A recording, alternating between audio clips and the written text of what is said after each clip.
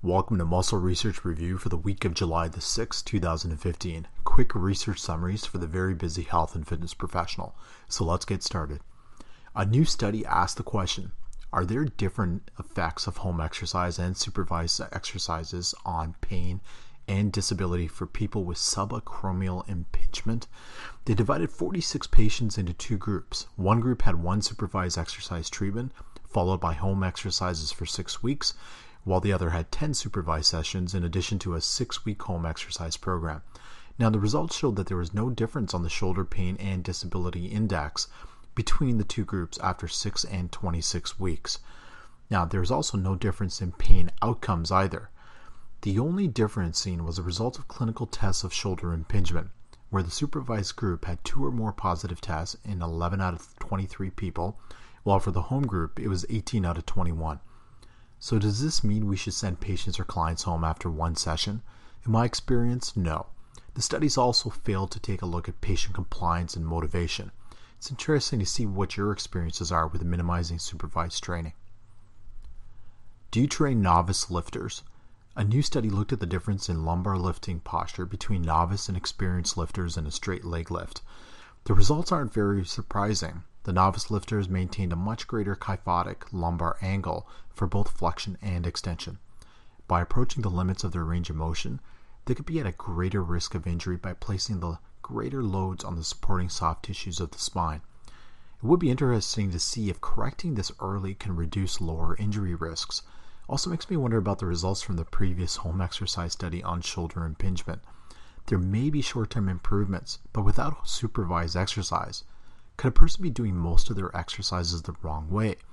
Would this lead to improper movement patterns and ultimately more pain or injury later on? We see a lot of statistics for patellofemoral pain in sports medicine and military settings. Now, a new study looked at the demographic and epidemiological trends in patellofemoral pain in the general population. Here's what they found when they looked at a national orthopedic database over a 5-year period. There were about 2,188,753 individuals that were diagnosed with patellofemoral pain. Diagnosis was greater for females than men.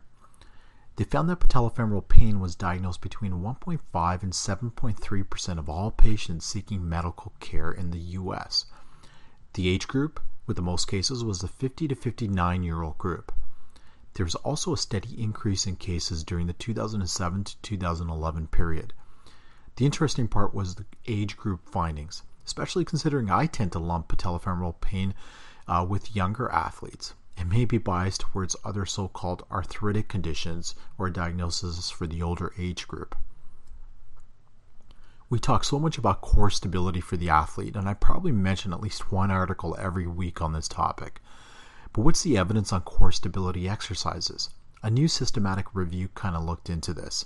The study found 5 studies with 151 participants that met the inclusion criteria. Conclusion? It was reached that the quantity and quality of the literature on the use of core stability exercises for treating low back pain in athletes was low. So what does this mean? It will probably continue to lead a debate on arguments for and against focusing specifically on core stability exercises. Now, do you focus on core stability exercises or prefer to focus on a more general overall strength? If you have any comments, leave them below. Also, make sure you subscribe to our YouTube channel. We'll see you guys next time.